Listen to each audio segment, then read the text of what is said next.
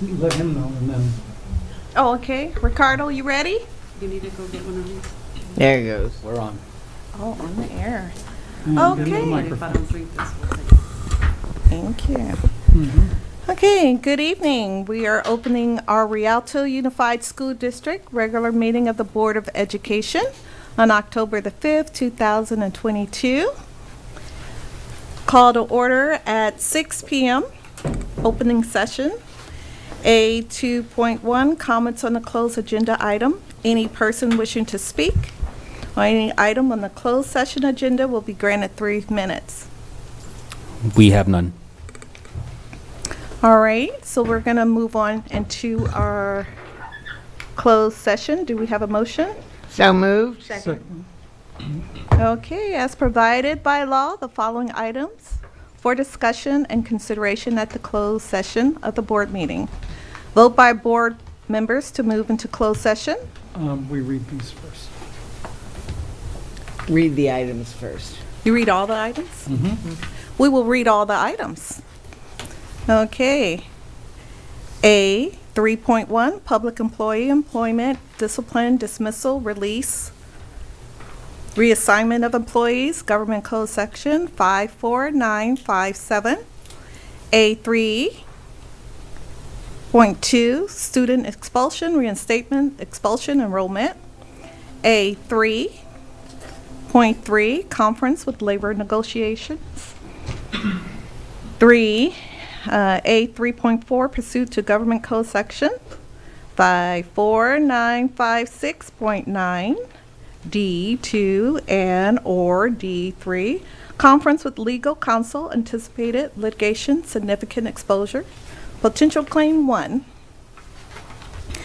A 3.5, conference with labor negotiator, code 54957.6, designated representation of Board President Edgar Montes, unrepresented employee Dr. Avila. Can we make a motion? We have a motion. Okay, well, let's the take vote. that vote. Aye. Aye. Aye. And aye. Time is 6:02. Well done.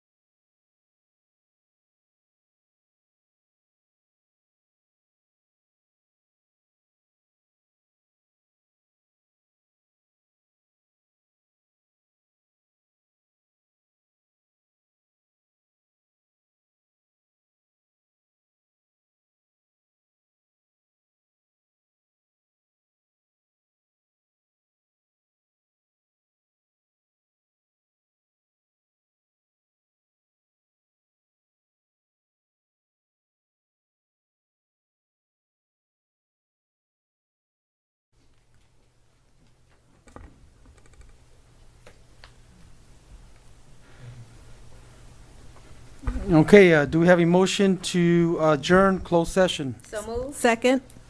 Okay, Ms. Walker, how do you vote? Aye. Mr. Martinez? Aye.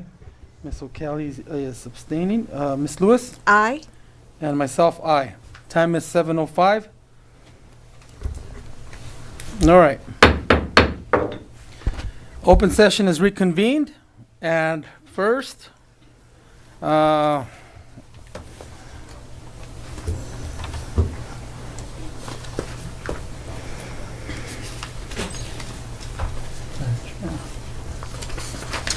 we go. Tonight we have a special presentation from Simpson Elementary School, but first let's have fifth grade student Alyssa Almanza lead us in the pledge. Did I pronounce that right? It's Almanza. Almanza. Thank you. Please put your right hand over your heart. Begin. I pledge allegiance to the flag of the United States of America and to the republic for which it stands, one nation, under God, indivisible, with liberty and justice for all. Nice job. Let's give her a round of applause. Thank you, Alyssa. Now we will have the Simpson Seahawks demonstrate their school pride by reciting an acrostic poem. Acrostic poem. Is that correct? Acrostic. Thank you. Pronunciation is important. Followed by two students from Mrs. Diamond's fourth grade class who will display their project shelters.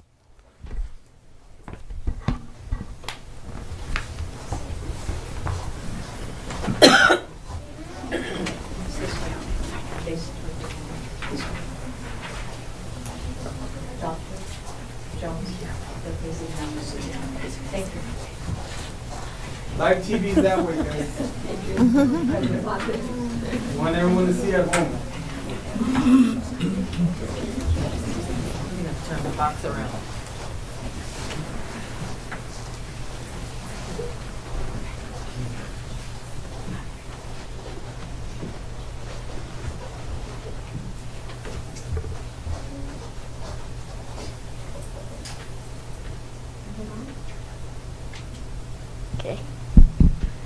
Hello, everyone. We are your Simpson Spirit Squad.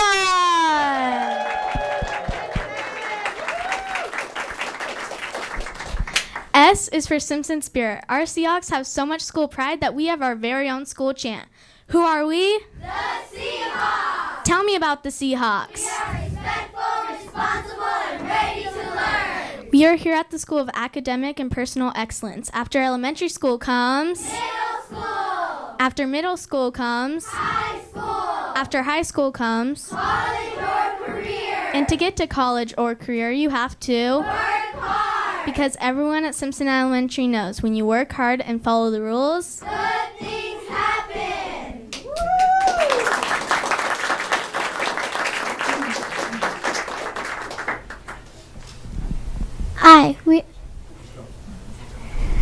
We are innovative. We come up with ways we can make our lives and the lives of others better. For example, in Miss Diamond and Miss Jones's class, our Seahawks had designed their own unique shelters. As you can see, we have a lot of creativity. Hi, my name's Sophia De La Torre, and today I created an igloo. The materials I used while creating my project were styrofoam spray paint, a wooden piece, an old sweater, and many other materials. The intellect I used while creating my project was people, art, and pictures. And my project can be useful because since my project is much better than Disneyland, it can help remind people to help prevent global warming. And my favorite part about my project is the inside of my igloo, which I will show. The most challenging part about my project is putting on the snow. And here's the inside of the igloo.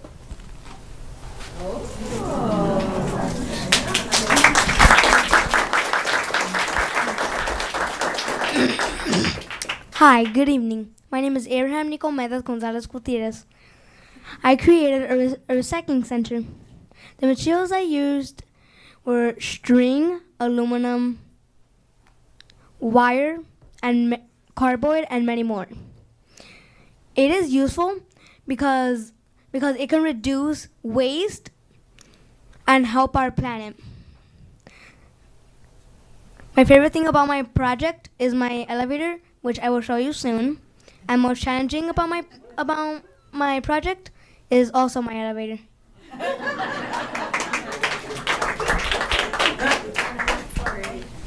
Would you like to put it on the table?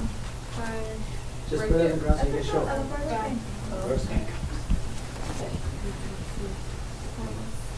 The other way. The other way. The other way.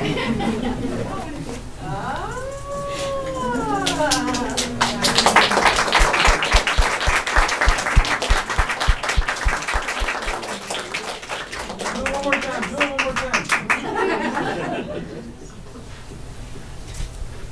There you go. Wow.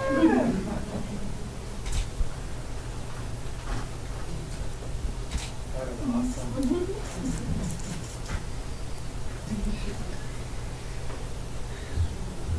There you go. There you go.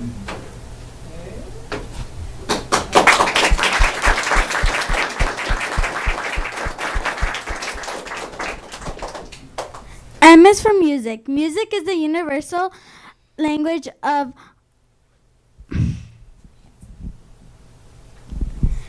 M is for music. Music is the universal language of The world.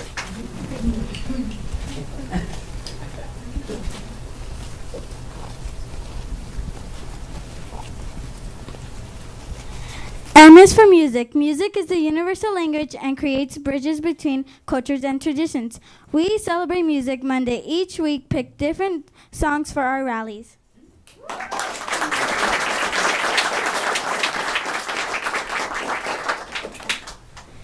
P is for PBIS. Each day we are respectful, responsible, and ready to learn. Respectful means to show consideration for others.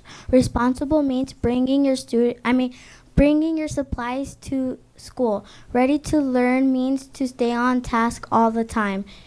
Go Seahawks!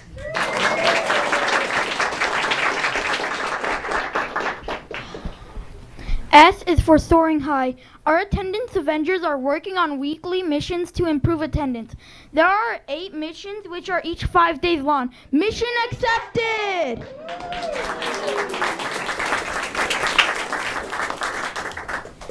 O is for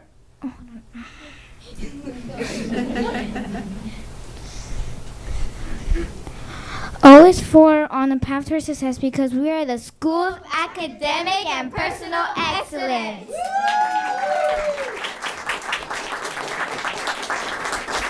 N is for navigate for our classic and our own lives. For an example, if I get home from school at 2:30 p.m. and I know I need to do my homework, I need to get my homework done and my chores in order to play Roblox with my friends. So how can I get these things completed more quickly so I can get more video game time?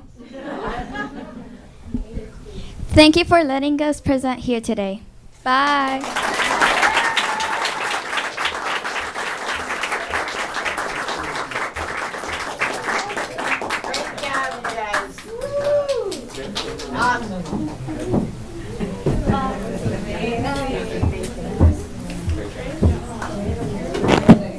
Love your igloo. Super cute.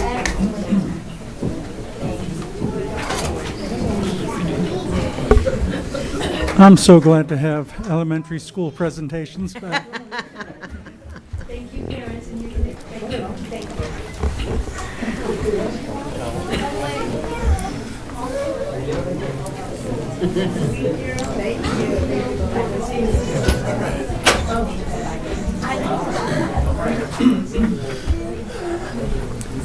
We really want to thank the parents in attendance and Simpson Principal Dr. Natasha Jones, who was here tonight to cultivating our scholars to display school pride.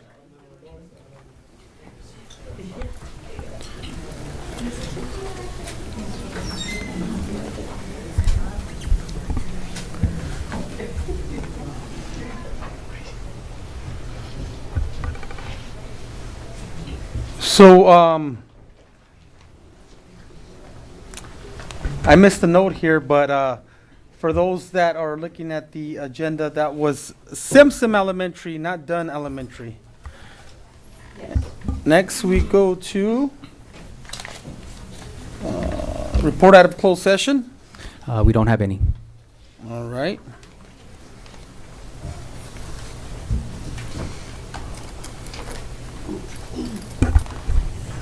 Adoption of the agenda. Move to adopt the agenda? Okay, prior to the adoption of the agenda, the following item will be corrected as follows. Under item E, consent calendar items. E 3.15, agreement with various vendors. Morris Elementary School is to approve an agreement with multiple vendors to provide food and entertainment for the masquerade at Morris Elementary on October 21st, 2022 at a cost not to exceed $300 instead of $500 and to be paid from the general fund. Note, the cost for Juan Carlos Luna DJ as reflected on page 38 of the agenda should read $300. So with that correction, Move to adopt the agenda as amended? Second. all right. All in, Ms. Walker, how do you vote? Aye. Mr. Martinez? Aye. Ms. O'Kelly? Aye. Ms. Lewis? Aye. And myself, aye.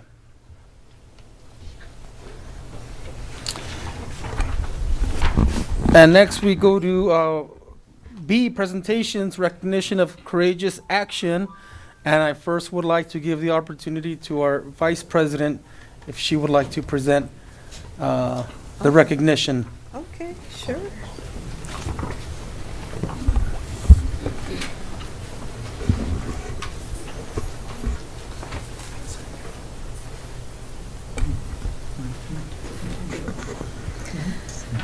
Good evening, ladies and gentlemen. Good evening. Okay, tonight we are honored to recognize the courageous teachers, support staff, parent volunteers from Fitzgerald Elementary School and our own district safety officer who on June 1st, while providing supervision to students at a field trip, encountered an unexpected gunfire. Several classes from Fitzgerald Elementary School, this just reliving it. It's really hard to read because I know the panic that went into the parents, the staff. At the end of the year, school field trip, Allison Fergus Park in Rialto. According to Chief Gordon Leary, the support services report of gunfire broke out at approximately 1 p.m. by a basketball court at Ferguson Park. Fitzgerald Elementary School teachers, support staff, parent volunteers, and the Rialto Unified School District safety officer acted quickly and calmly to keep, you can't hear me? Well, it was quickly and calmly to keep all our students safe. I think we need to just.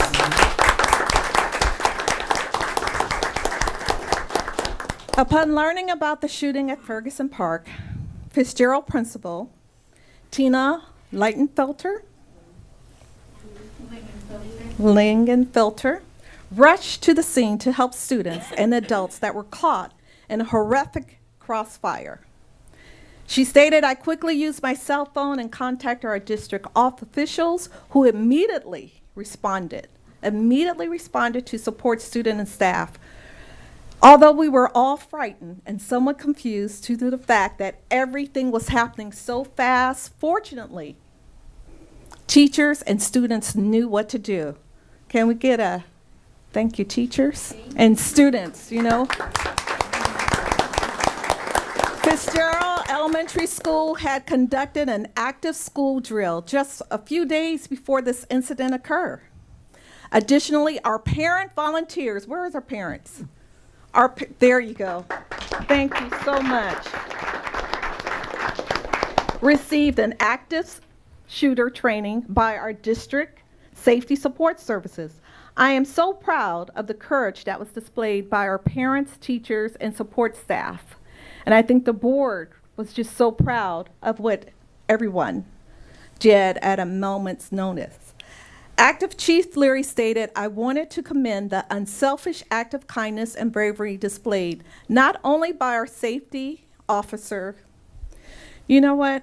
I'm not from California, so these last names really get to me. So I'm going to ask my student board member to come up here and help me pronounce some of these names. You know, we work together in education, right? All right. So you rip this name off for me. Verdugo, Okay. Gregory Watson, and Ruby Alvarado. Okay.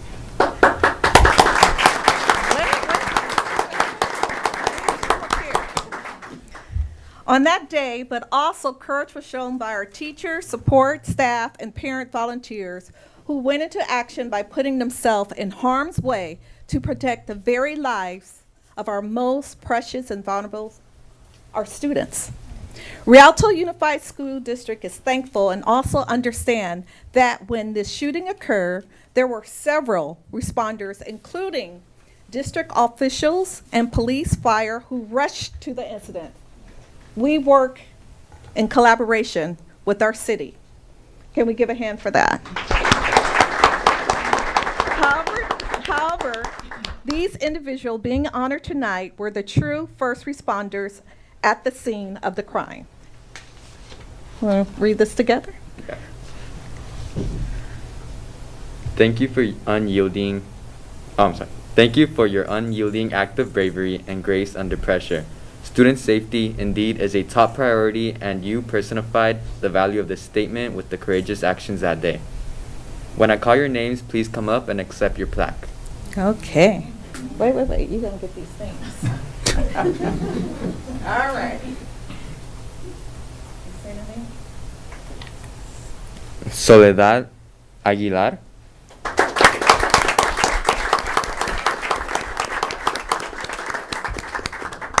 What does the plaque say? Can somebody read it? For the people watching at home. it says excellence in school safety, courageously protecting students and staff at active shooter incident in the community.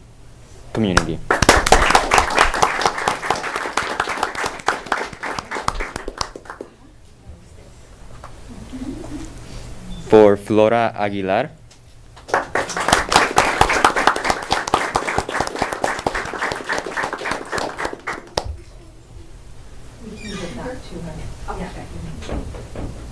for Sandra Davalos,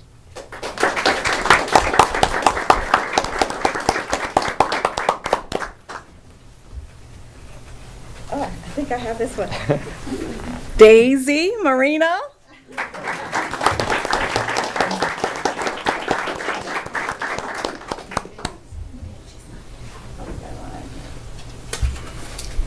for Cindy Reyes,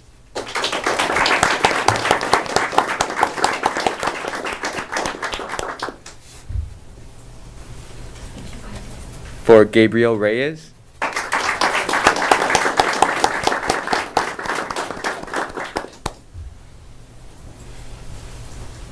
for Gabriela Robles,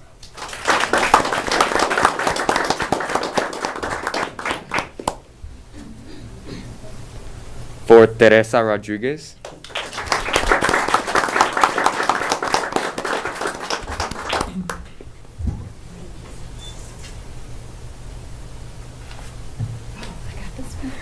Robert Williams.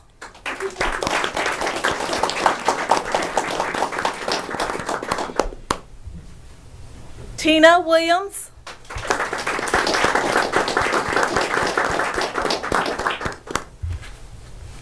for Saba Zahur,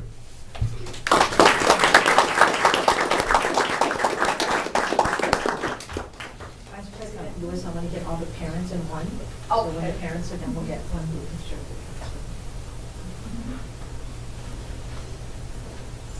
for Richard Marino,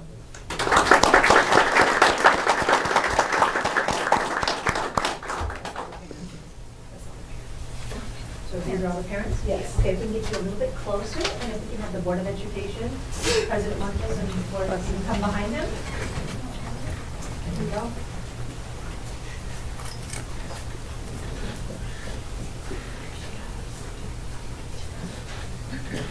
And we're looking at Ms. Ortiz right there first. If we can have you slow it down, yeah, and then in there, perfect. We want to see the plaques though, okay? A little bit closer, it doesn't look that close in the pictures. And Chief Larry, if you can jump in here, please, and Ms. Ligenfelter, if you can jump in here, please, on each of the corners. Thank you.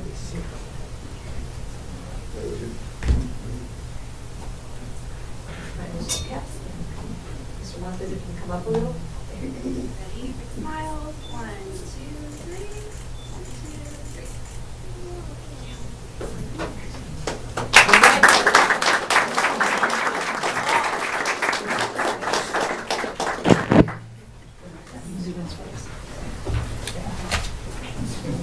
That's a lot for you, man.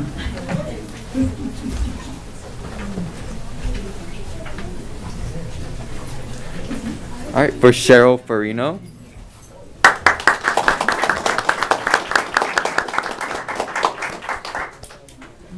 For Jeanette Geber-Mikael.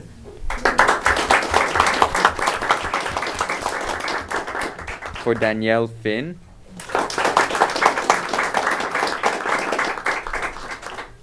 For Tina Lingenfelter.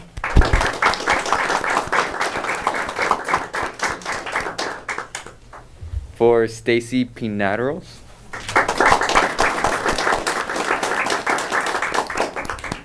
For Jennifer Toth.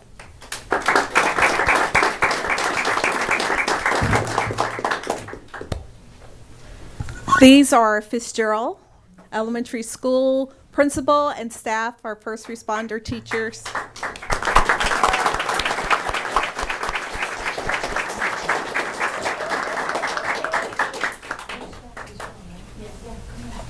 Also, I'm sorry. Parents back there. You right here.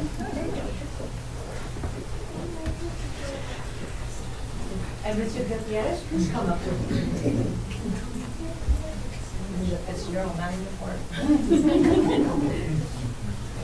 Get a little bit closer, guys, and of course you're looking at Ms. Ortiz first. Right there. I know Ms. Valencia has a camera, but let's look at Ortiz One, first. 2, 3. One more. 1, 2, 3.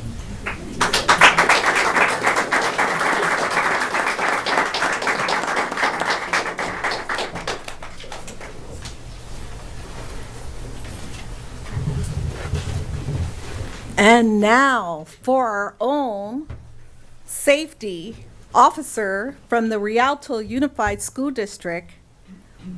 Let's give it up, our first responder, our Rialto Unified District safety team. We're going to announce. For Ruben Alvarado.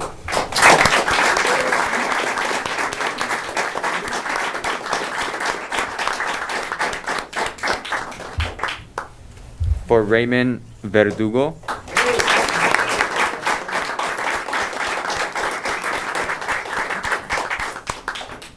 For Gregory Watson.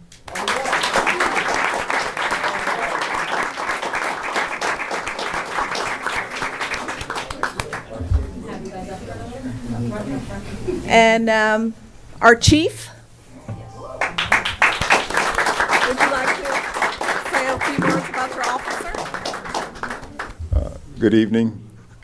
Chief Gordon Leary for Rialto School District, and just want to say on behalf of Safety Services, it's a very humbling opportunity to be able to honor each of you for your daily service and commitment to our students throughout the district. And it's an honor to serve as the chief, to work alongside you. I've seen you and watched you over the years, and so I know that level of commitment that you bring. And so I'm not surprised that even on that day that you were ready to go in and do what you needed to do in the face of danger and in the face of putting yourself in harm's way to protect our students. Thank you very much.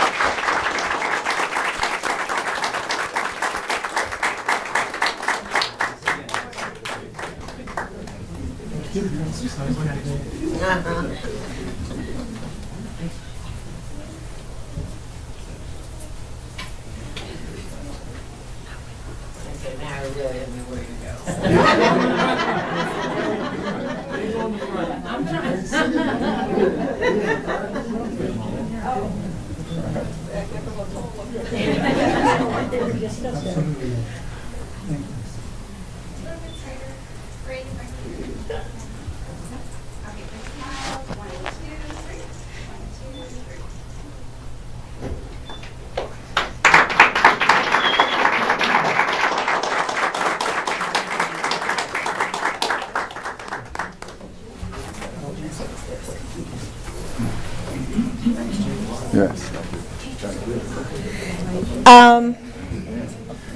And I just wanted to make sure that it all starts at the top.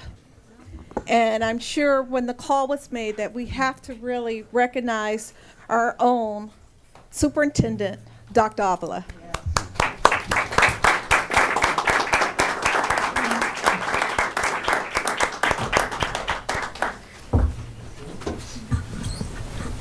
Hey, Chief, how about inviting everybody October 11th? October the 11th Isn't it the 11th? for the forum. Mm-hmm. Yes, we'd like to invite you out to a forum that we're having. It's a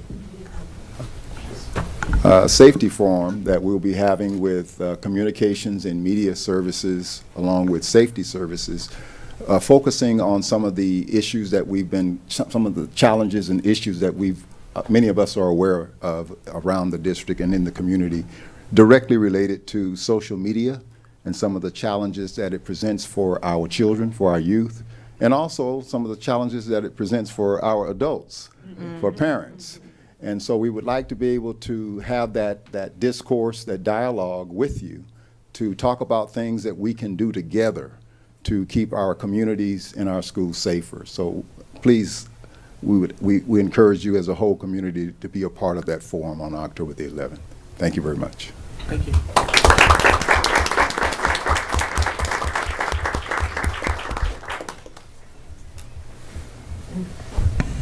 And again, from the bottom of our hearts, the Board of Education, our community thanks the courageous actions of our safety and security team, our staff members, our parents, everyone who was involved. I'm going to reserve some time for my comments to speak a little bit more about the whole ordeal, but since some of you are still here, I just want to share that, and I want to give the board an opportunity to thank you guys personally and publicly for taking swift action. And you know, we did receive a little bit of criticism for not communicating to the community right away, but again, our priority was the safety, and your priority was the safety, and we're happy that no one was hurt, and we commend those officers who, running away from the danger, ran towards it.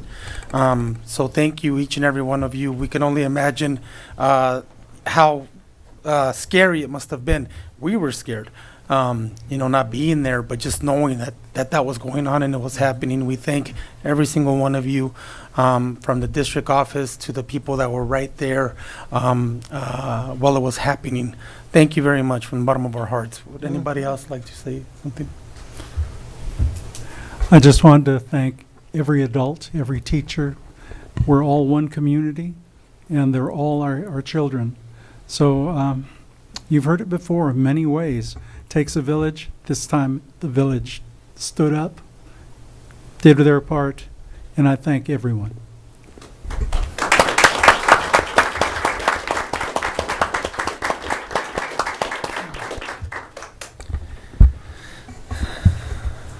Okay.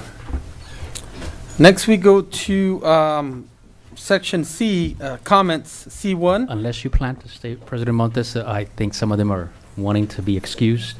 So unless you want to stay, this is your chance. You're welcome to. Thank you again. Thank you. Thank you. Muchas gracias. My Thank you, goodness. guys. Thank you. Thank you. Thank you.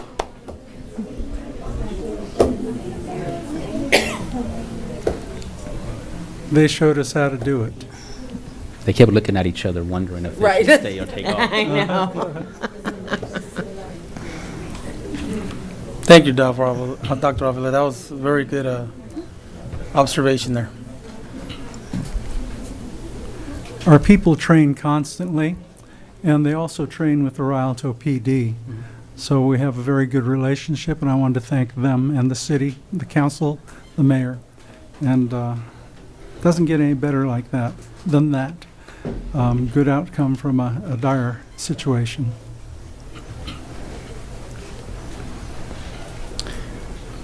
Okay.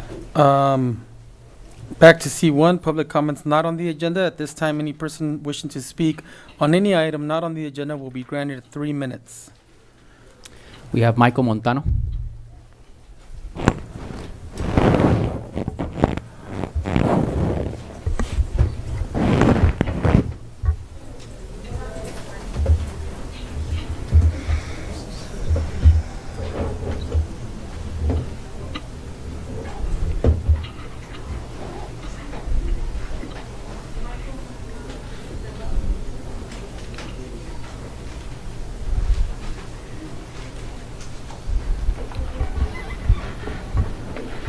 And Hello. just, Oh.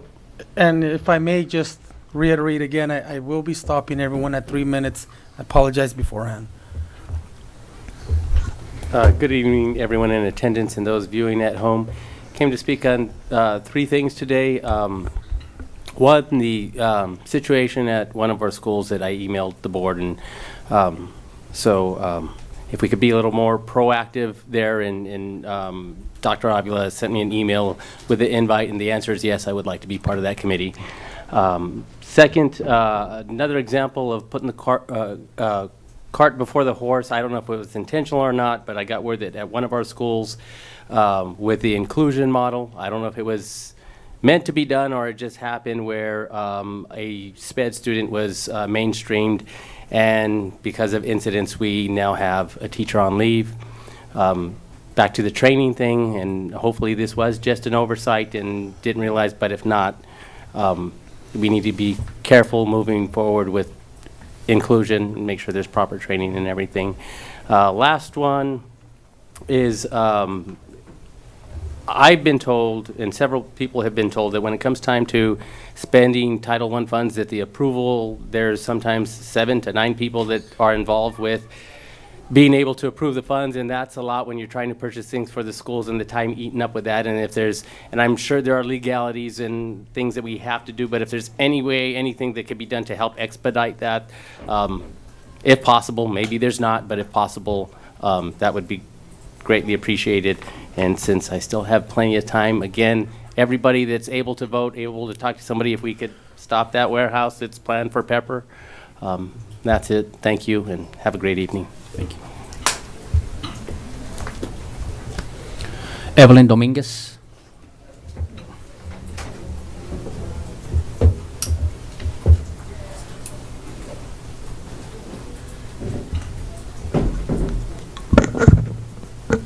Okay. Good evening, everybody. Board of Education, Dr. Avila, our innovation team, and our viewing audience. I am here tonight to speak on the beautiful event that we had on September 24th at the PVC. It was an event where students, teachers, and parents came together as a family to celebrate Latino Heritage Month. If you could have been there, you would have seen all the happy faces of these kids marching down. The happiness and joy that brought to my heart to see these kids just being so promoted and being so uplifted and empowered, being able to march and learn about a new country. Seeing them going around all, where's this country, trying to get their passport signed. It was just amazing. You could see the level and eagerness and hunger of learning that they wanted to know about each country that was at the event. I want to thank our board members that were there, and for those who couldn't attend, next year's going to be big and better. I also want to invite all of our families, our parents, and even our board members to our next Delante Latina, which Mrs. Reese will have more details and information. And I want to thank every single volunteer, which again, Mrs. Reese will be naming, for every single thing that they did at that event. Without them, that event would not have been possible, and without the supports of our schools, our principals, and our teachers, that event would have not been such a success. So I want to thank everybody for coming together as a family, because that's what happened on that day. Rialto USD became a family and celebrated Latino Heritage Month. So thank you, and be prepared. Next year, we're coming with fireworks. Don't tell Derek. Tobin Brinker.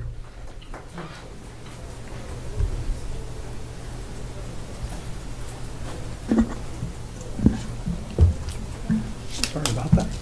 Good evening, Superintendent, board members. I wasn't able to join you 2 weeks ago. Unfortunately, I was in the middle of having COVID, and which really kind of sucks, but I'm back. And even though I wasn't here in person, I did send an email to all the board members. I hope you received it. It was on the same topic which I've been speaking about this year, which is music education. And it was really to encourage you to take action, to not just say we support music, but to really address those issues that we've been talking about, to get those teachers, fly those jobs, right? And get those teachers hired and bring them in for our music program. I want to share a little anecdote with you. I just did a quick poll with my students in the classroom. I said, how many of you had music in elementary school? And a whole bunch of hands went up. I got excited, right? Because one of the things they keep saying is we don't have kids that want to do music. And I thought, oh, we got all these kids who want to do music. And then I said, how many of you are in band now in the middle school? And all the hands went down. So then we had the conversation. Why didn't you continue with music? And a lot of different answers came up. Some of them felt like they didn't progress very well in the elementary level and they weren't sure it was the right fit for them. But the number one answer that came up was they were super excited for esports. And they all want to go and do esports, which is an amazing program. You guys have created an amazing program for us with esports. But I worry that the hot new thing is going to pull kids away from music education. I hate the idea that it has to be one or the other, right? And we as the adults have got to come up with an answer to that. And I wish I could say I came tonight with an answer. I don't have an answer. But I wanted to let you know what the issue is so that you can talk with Dr. Avila and talk with all the people that need to be talked with to find the answer, because we can't let music education die. And then the final thing I wanted to share with you, and I really feel that God's got his hand on this issue for us right now. The state of California has Proposition 28 on the ballot in November, and it's going to, if it passes, it will add $1 billion to arts and music education in the state of California. And it's the only proposition on the ballot that has no one on the negative side. There is no entity out there saying we shouldn't do this. You will not see any ads telling us how bad it is to do music in the schools, because it's not. It's a good thing. So let's do it. I hope, as elected officials, that you all write a letter of support for Proposition 28, that on your social media platforms, I know you all are out there, that you boost it, that our district gets behind it, in whatever way that we can officially do that, because I know there's some rules about politics. But this is something that'll be really great for our kids, and any additional money, and then figuring out these issues so that they don't have to pick and choose, and maybe we can get some more music teachers in our district. So thank you very much. Rhonda Scott.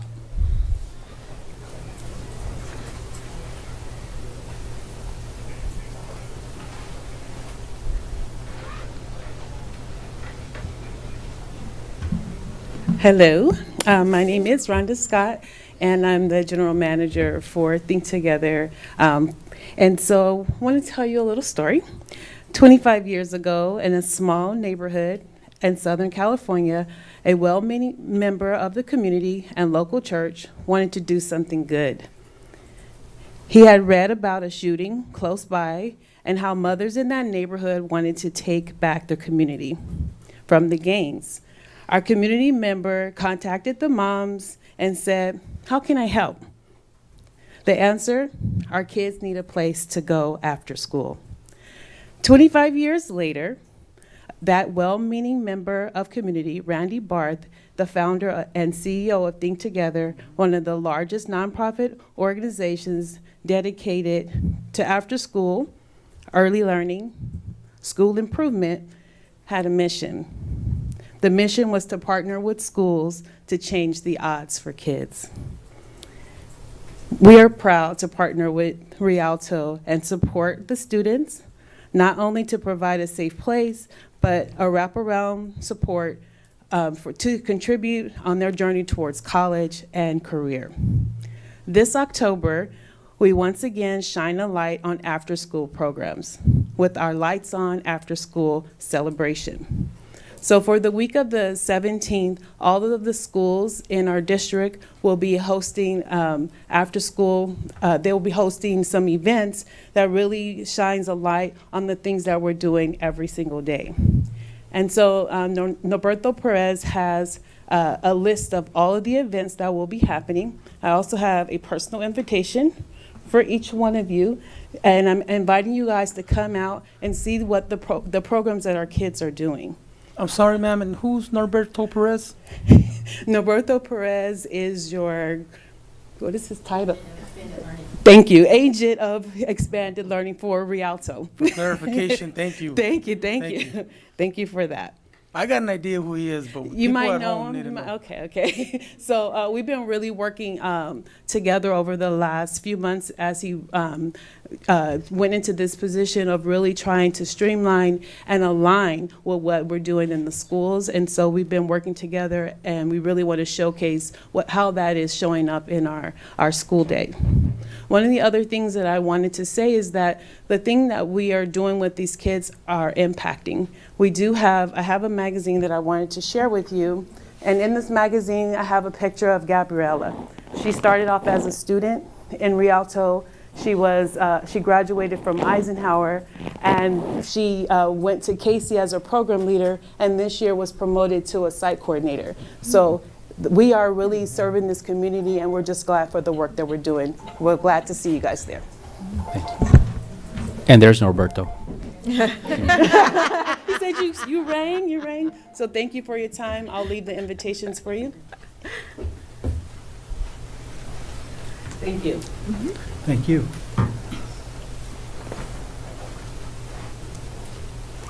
Angela Brantley.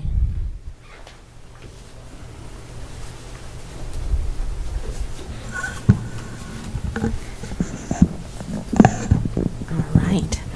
Good evening, Board of Education, President Montez, Superintendent Dr. Avila, our innovation team, and viewing audience. My name is Angela Brantley, lead student services agent here in Rialto. And I first wanted to start by saying just congratulations to the Fitzgerald community for such a well-deserved honor. And also those Simpson kids, I was really impressed. I don't know about the rest of you, but that was really impressive. I just wanted to take an opportunity to thank Dr. Avila and the board for supporting and investing in all of the behavioral prevention and intervention work. I'd like to first acknowledge that we have all been through a common traumatic experience over the last few years, and it's impacted all of us, our students, our families, and our staff. Because of your foresight over the last 5 to 8 years, you've supported the district in adding wellness centers, including them at the middle schools, and staffing them with student success strategists. You've added more staff who've been licensed clinicians and marriage and family therapists, and even recently added 5 elementary counselors. These resources, These resources, coupled with the training for staff and parents, are tools that we continue to use as a district to support our students in their behavioral choices. Because we have so many resources, we've created a team between special services, safety services, student services, and educational services to develop a document that explains all of the staff and all of the resources. We call it the District Tiered Support Framework, or DTSF. And we're going school by school to present on this information so that all the staff are aware of how to go about utilizing this plethora of resources we have. We're developing pamphlets so that we can make sure that our parents and our community are aware, and working to get all this information on our websites as well. Much of this work came from the voices of parents, teachers, and staff who've been a part of our Teacher Support and Safety Committee that we started about 4 years ago. The committee, the committee worked to make suggestions around what could be done to better support our students, staff, and parents around behavioral concerns. There were 3 recommendations that came from this committee. One was the implementation of social emotional learning lessons for students at each school. 2 was the creation of a written document so that stakeholders could understand how to access all the services, which is what we created, the DTSF. And 3 was more professional development with a focus on restorative practices. We have taken all 3 recommendations and started implementing them. We continue to move forward with this work. In alignment with our framework, the committee is now named the District Tiered Support Committee, and we meet monthly. I invite any student, parent, or staff member who'd like to be involved to reach out because we want to have all voices heard. Our students did miss out on almost 2 years of development of socialization skills, and social media is a tool that oftentimes contributes to poor choices. Our goal is to support our students and parents in accelerating that development by being intentional as we deal with bullying issues through our Courage campaign, our social emotional learning lessons at all schools, and our staff working with our students to use restorative practices when harm has taken place. So this is not a quick fix, but we're in it for the long haul. And I just want to thank you again for always supporting our efforts. I know that you care deeply about the students here in Rialto and their family and their development, and so thank you. That's all. Maisha Calloway.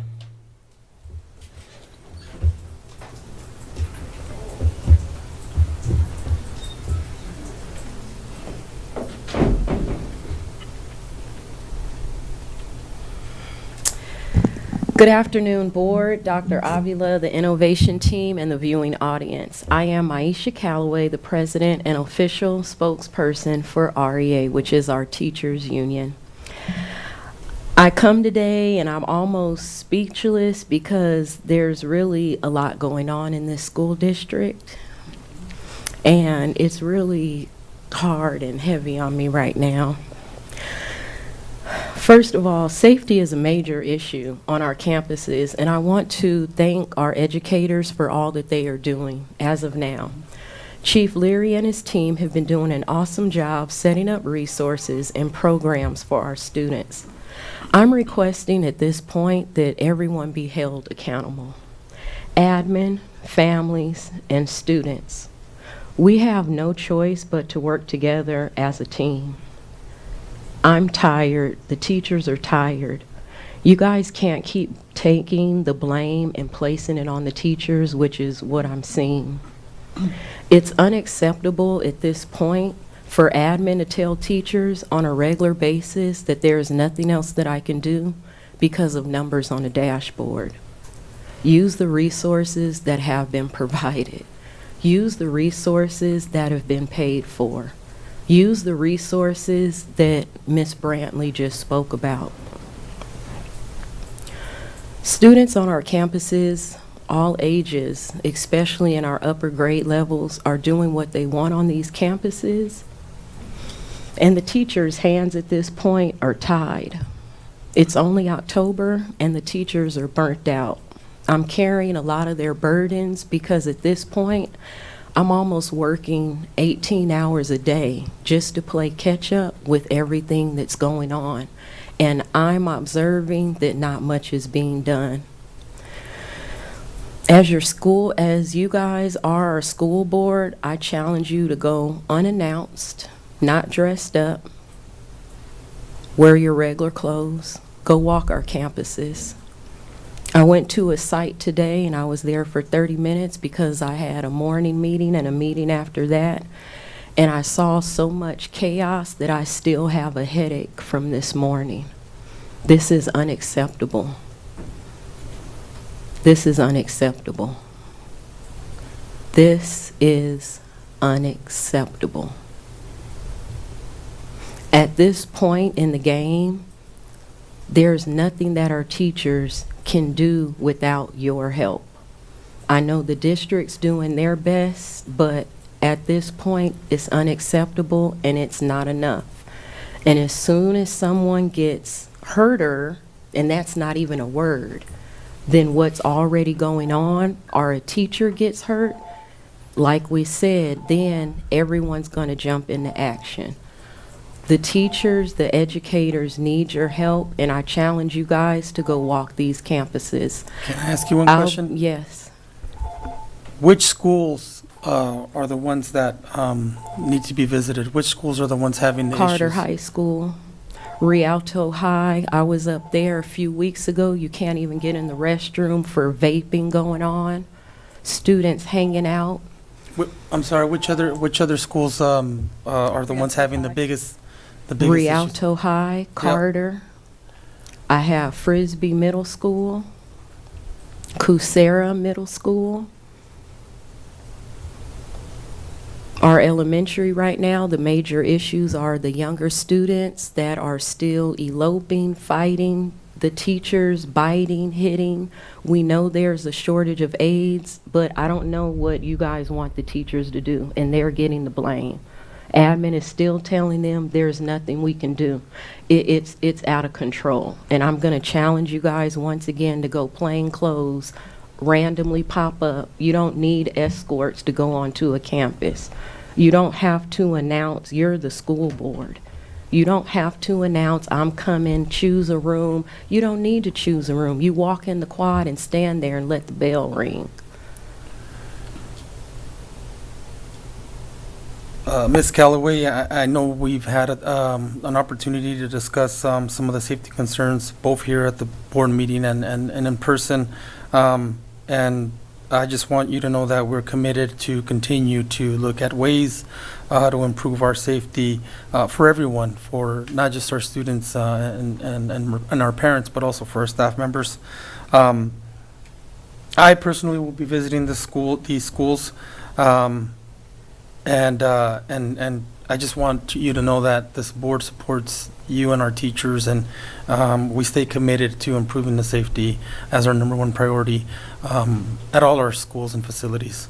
So thank you for your comments. Mhm. And if you would like to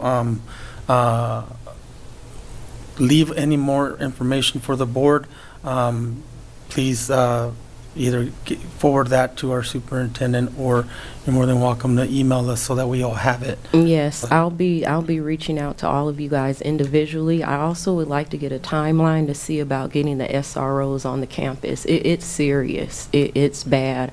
We have students, because like I say, I'm from the community. I have old students, families reach out. Students that don't want to go to the restroom, staff that don't want to go to the restroom. We can have a so- whole entire meeting about the concerns and the commitments that are being made. But with all due respect and I apologize, I have to be fair to all of the speakers. That's fine. I've said all I need to say. Thank you. Thank you. Thank you. Mirna Ruiz.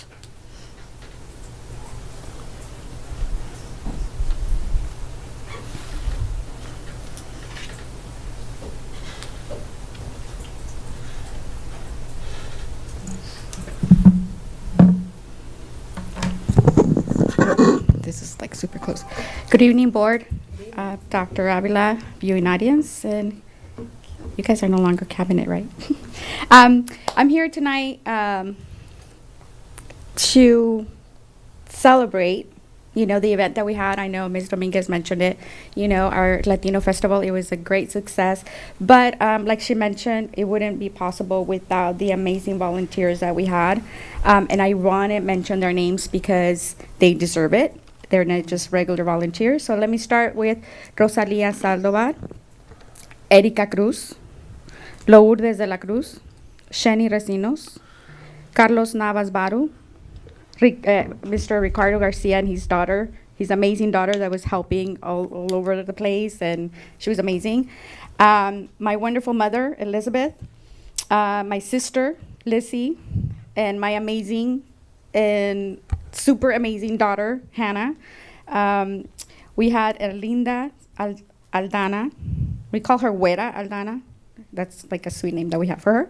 Sandra Acevedo, Samantha, Ruby Gallegos, Dr. Kelly Irvin. She was helping us out in the hydration station.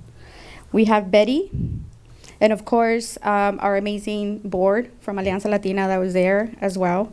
Again, thank you to the board and the district for supporting Alianza Latina. It was, it's great. I also wanted, I know Chief Gordon mentioned it, but the family forum that's going to happen October 11th, I think this is a great opportunity for parents to actually go and speak and raise their concerns regarding safety. We have Kara Malone, who is a Rialto Council Vice President, who's going to be our moderator. Gordon Larry. We have Angela Bradley and Saira Jaffrey, of course, that are going to be there. I invite all the parents to be there. As far as, I was going to speak on something else, but I do want to address the safety issue of our students as well. If we don't have enough aides, to help our students, or enough support, the district can hire personnel from non-public agencies. We can reach out and get the help elsewhere. It is hard, and it is very crucial for us to get the help, not only for the teachers, but the students. We need to find out what's going on, and there has to be consequences, and we have to also hold the adults accountable. Because just like, yes, we have students that might have some behaviors, we have adults, and I can personally tell you, in a private conversation, the adults are also bullying students. So we need to work together and get this resolved, because we are, just like Saturday was an amazing, and we became together in a family of all the students, we can do that every single day and to make sure and we ensure the education that our students deserve and have the right to. Thank you. Fiora Aguilar.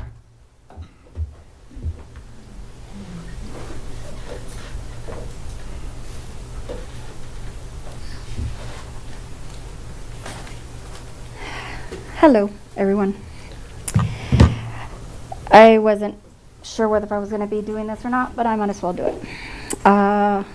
Just to give you an update about what happened since I was here 2 weeks ago when my son was bullied, harassed, and assaulted at Fitzgerald Elementary.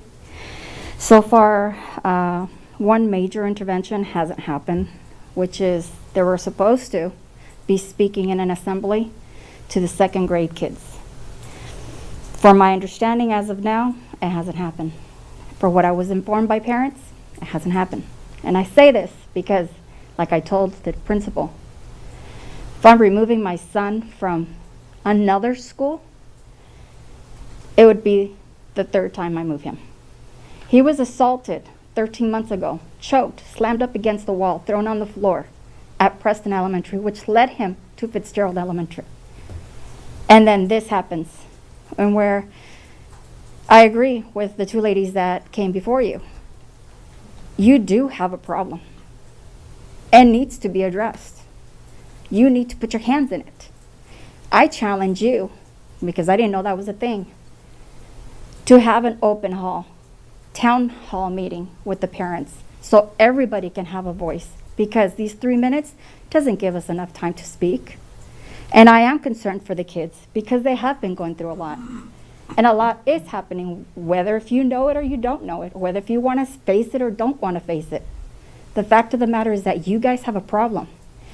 From little, as a 7-year-old, and it continues all the way up to high school. You just jump on social media and Google one school, another school. You'll see fights left and right. I spoke to you directly with an email about safety last school year. Those problems still remained. They're still being posted.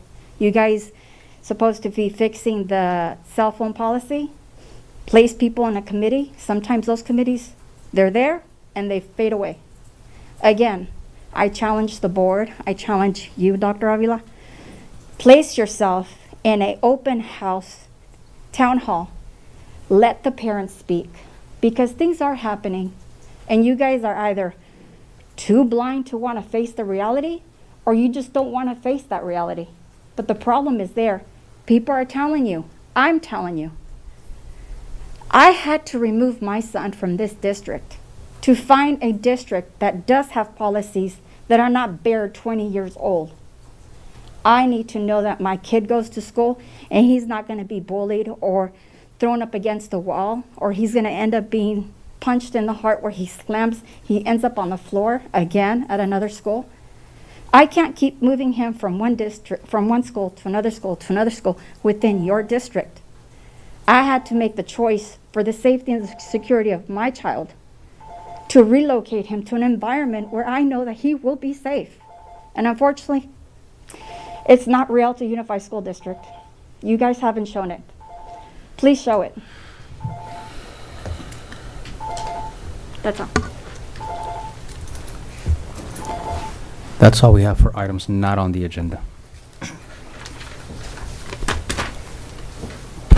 Thank you to all the speakers. Next, we go to C2, public comments on agenda items. Any person wishing to speak on any item on the agenda will be granted 3 minutes. We have Paula Bailey.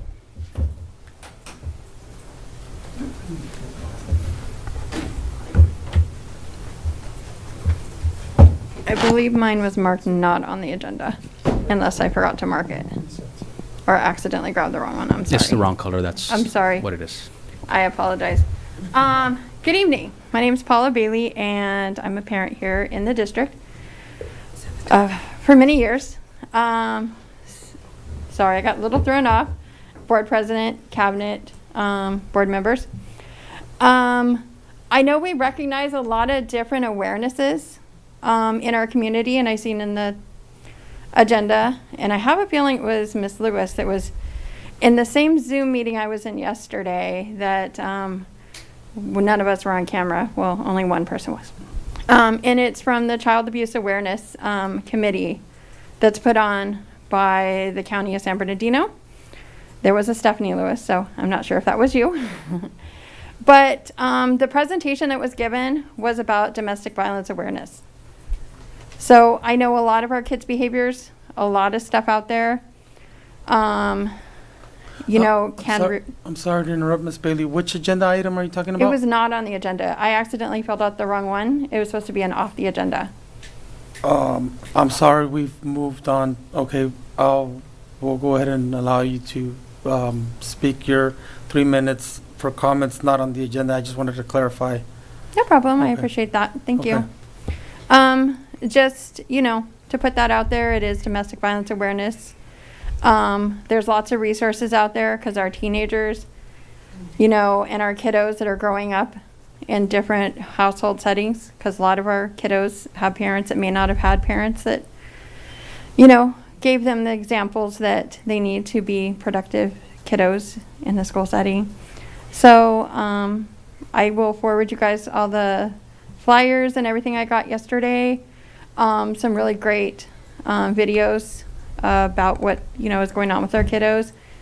I don't know if you've ever heard of the video called Removed. There's a part 1 and part 2. Look it up on YouTube. It's about a little kiddo that witnessed domestic violence and was moved because of CPS. There's a part 1 and part 2, and this kiddo actually came out of Riverside County.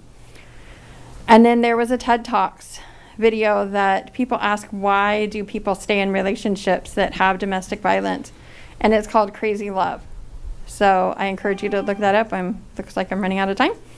So I just encourage that because our kiddos are in these environments, which will lead to our kiddos continuing that behavior and being perpetrators or victims. Thank you and have a great night. That is all we have.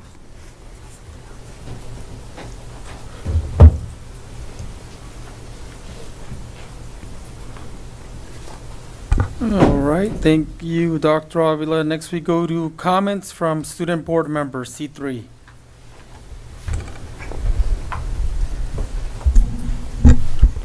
All right. First up, huge round of applause to the Simpson Seahawks for that performance. I really love the topics they talked about the environment, global warming. It's really nice to see students who are integrated in the world, like what's happening in the world. So huge round of applause to them. Next up, the safety officers, staff. We thank you for your courageous acts. The community really thanks you. We really appreciate you. Ms. Calloway, in respondents to you, I do see the issues that you were talking about, specifically in Rialto High School as well, in the restrooms, the vaping. I know there's been programs implemented, which I believe may add to it, like our Smart Pass program. It tracks where all students are going. I'm not sure if that's a complete like thing to solve the issue, but I do see that it can help progress it. Lastly, our Latino festival. From what I heard, unfortunately I could not attend because I had my ASB homecoming preparations to do that Saturday, but I'm really thankful for all the helpers. My nephew did attend though, and he loved it. So thank you all that helped out.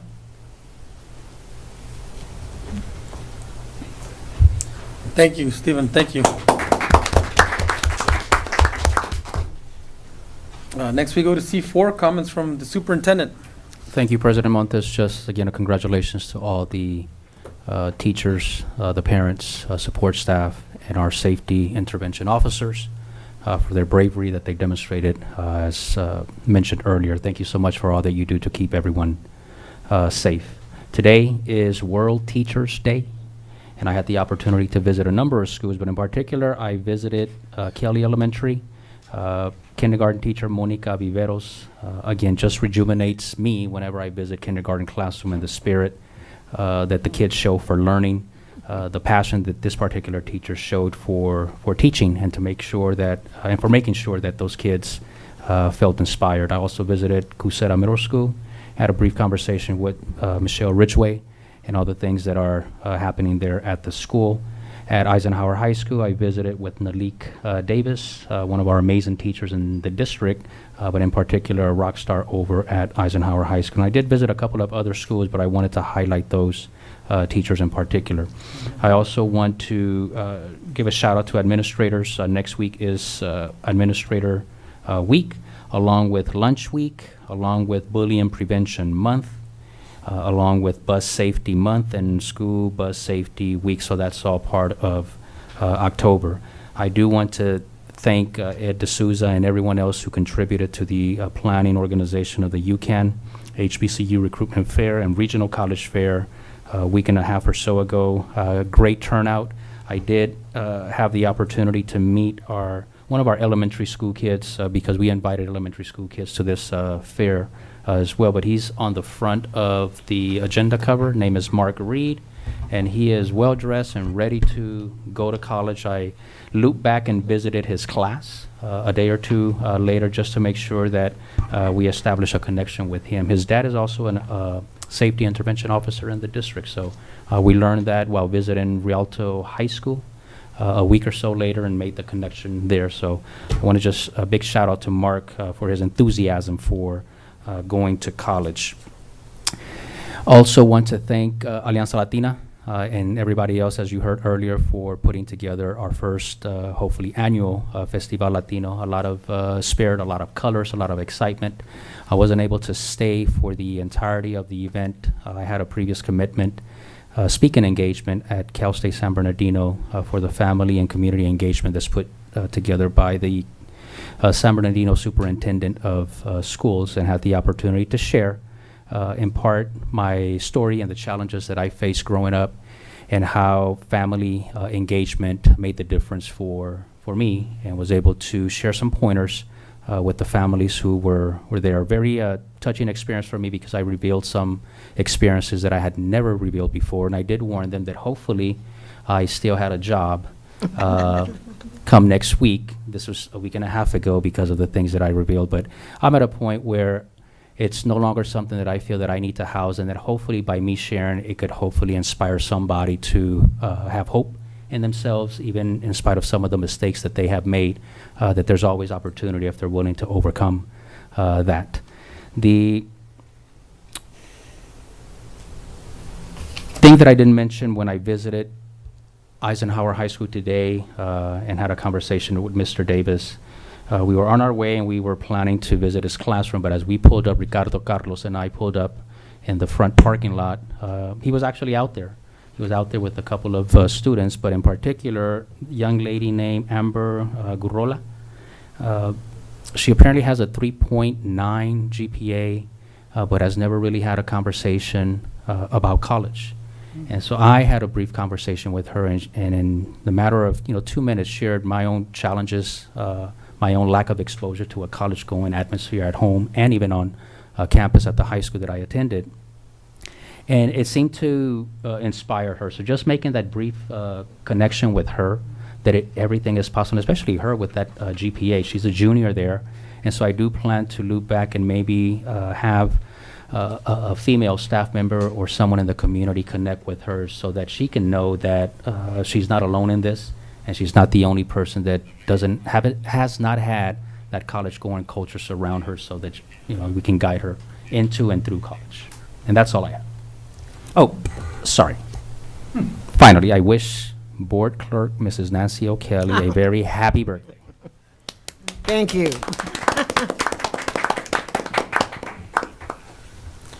I feel great for 35. All right, get those driver's license. And is there any upcoming events that we want to announce for our schools or for the community?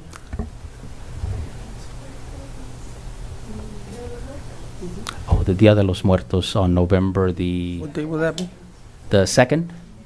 Information is out, flyers are out, and we'll be sending that out to, I know we've sent it to staff. I'm not sure if we sent it to the community. Not yet? We're looking at revisions on the flyer. Okay. But it is scheduled for November the 2nd at Chavez Huerta Center at 5 o'clock? Yeah. The 2nd is is that a weekday? It's a Friday? It's actually on a Wednesday. Wednesday. That's, the traditional. What, November. Wednesday at what time? 5 o'clock. Wednesday at 5 p.m.? I hope. Thank you. Thank you. I just would just, well, I'll save it for my comments. Next we go to our very own Miss Dina Walker. Well, I'd like to first just say, again, commending the staff, the parents, and the officers for all of their action at the park on Ferguson. There's not many times in life that you'll probably have an experience where you'd have to be involved in something like that. So their reaction and support and keeping the kids safe, again, we commend them and honor them. Next, just congratulations to the parents and the staff that put on the Festival for Hispanic Heritage Month. I saw the excitement, and we're not going to tell Derek about the fireworks, so we know. But again, for this being a large event and for a new organization, I commend you all for working together with the staff to have something great for the parents and the students and everything.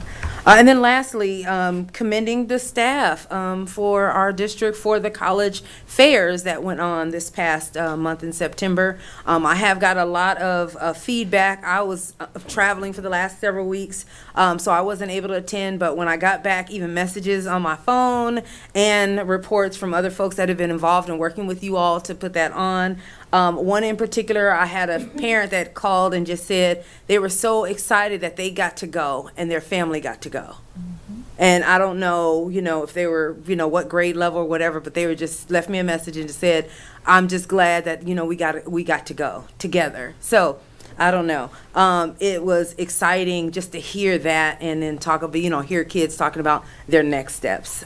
So thank you for all the collaboration that you all have done with other districts, as well as some of the community members and some of the businesses, because it sounded like it was a different kind of fair this year with both of those going in tandem. So thank you. Very proud again to be a part of the Rialto Unified School District. Thank you.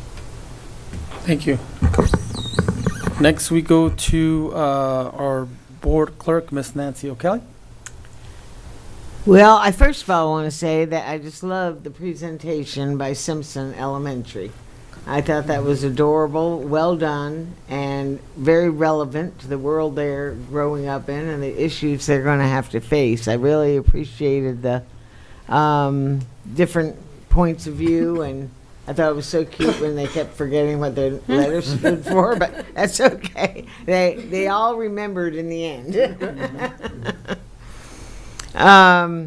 And when we heard about the Ferguson Park shooting, my blood literally ran cold, because all I could think of was our kids in a park with gunfire. I mean, that was awful. And so thank God we have the people in this district that knew how to take action, and they did it, and nobody was hurt. So God bless you all.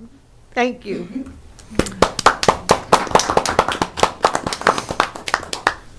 And I also want to know what's the process if we decide we want to start getting SROs back on our high school campuses. Where do we start with that? We start with the board. We start with the discussion Okay. for the board. Okay. Yeah. Could we add that to the next agenda, please, Dr. Avila?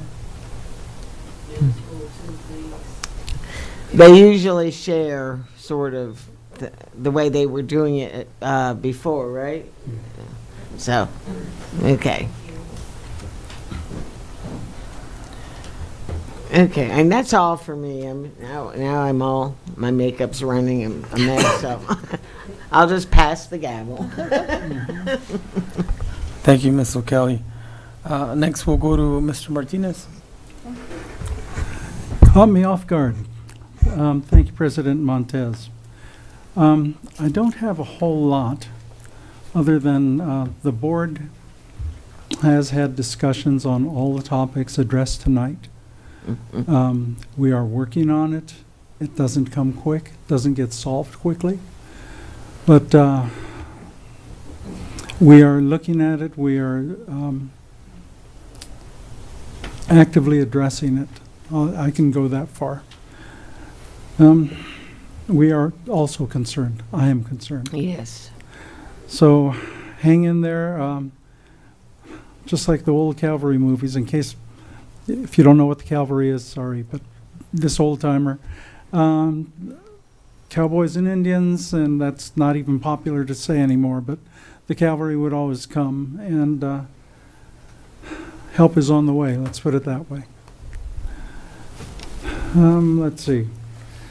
Other than thanking all our people, just loving on our kids, I know that all our kids, they struggle in communication, especially after COVID. They come back and they've had 2 years of not being socialized, not being social animals. And we are all social.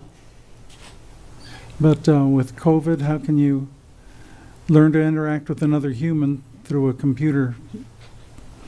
But I'm just glad we had all of that available to offer learning, whether the students chose to learn or not. Just like any at home or at school, they can choose to learn or not. So it is not the teacher's fault.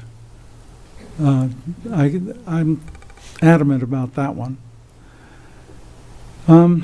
We are trying to give the students what they want. We are working on more E-STEM, and part of E-STEM, the games require musical programming. So all that is coding. If they know how to operate an instrument, it can be computer interfaced, and whatever they play comes right out through the computer. So that's already current jobs. Cybersecurity. I saw another email from the government saying they are looking and they are offering training. I forwarded it. And just, I can't believe the opportunities for those technically minded. And I'm going to get really bold and brazen here, because if you're not technically minded, I've said it before, but you may be out of a job. A lot of the jobs that are current may not be there. They may be automated. So healthcare will be there, service will be there, but if you know how to operate a computer, you're going to get into the jobs that remain, and they are going to be high paying, because few people will be remaining qualified to do them, and fewer people will want to do them. Learning is hard, but if you can find something you're interested in, learn that. That's a good start to teach yourself how to learn, even if it's at home, doing whatever you like to do, music, for example. But no one answer for every child. And public instruction, well, 35 bodies, different personalities, different cultures. That's what we struggle with. It's what our teachers struggle with, that they get blamed for, and it, again, is not their fault. So the board is looking for answers. We're trying to think outside the box. And how can I put this? There's more kids than there are of us. 24,000 students, one board member to who knows how many.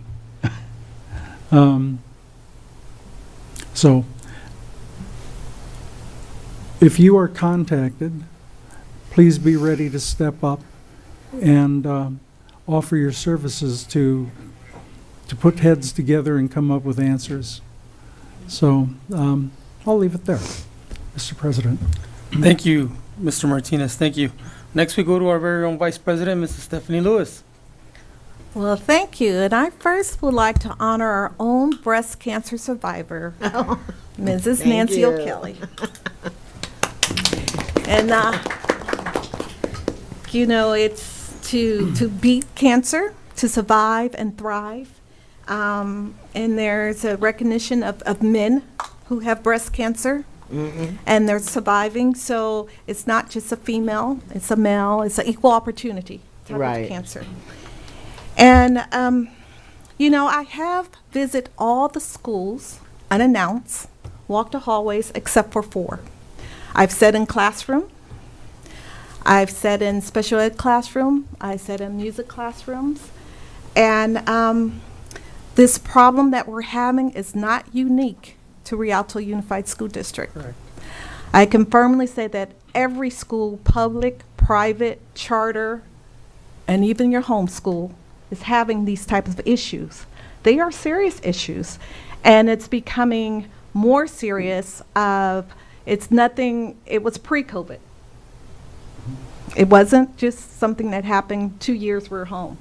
These issues have been embedded, but I tell you, this is the only time that more funding has been designated for this type of service.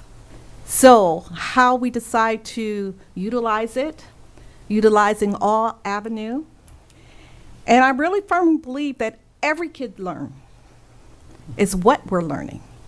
So it's not no kid can't learn. Every kid, every person, every adult, as long as there's life and breath, there's learning. And I just have to really, you know, I was just so full when I jumped off the job and went to the UCAN and got all fired up, and then I saw the parade, and I have to just really thank my student board member for having my back.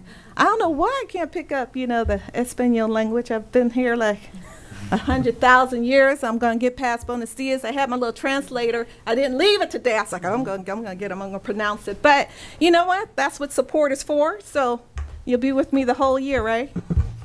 And if you don't give me that letter in advance, I can sort of at least practice. I'll get some rolling some R's. But you know, I'm not ashamed. And I think that's what we have to be. Our students, our parents, this format open. I'd like all the suggestions that were coming. But this is a problem that goes from every school district, every home, every community. But I think Rialto, being a smaller, close-knit type, I think we're going to reach the core first. And I think we're going to work with our teachers. And I think what you're saying, Ms. Calloway, you know, I really, you know, I'm going to go back into those bathrooms. And I've been on campus, and they like, they thought I was a parent, and they were like signaling to each other. And, you know, I sort of walked over there, but I didn't get too close because, you know, I got some sense, you know. No, I don't get close because not everybody's trained for a takedown, you know, and mama's old, you know. And so, you know, but we're taking all these matters seriously. I just want to commend, when I look at these, what we're approving, and I came across Cal State San Bernardino program, that we're having 10 math tutors. You know, I hope at least 8 of them goes with Frisbee, you know. And I think we're having the 2 fellowship that work. and then we have a renewal for the University of California, Riverside, and we have a pipeline into USC. Do you know what that means? That means that we have relationship with these colleges that all they have to do is waive Rialto Unified School District. People from California don't know the advantages that California have. Right. Where I'm from, you have to go 3 states to go, or two states to go to a community college. Here. And then you have that relationship.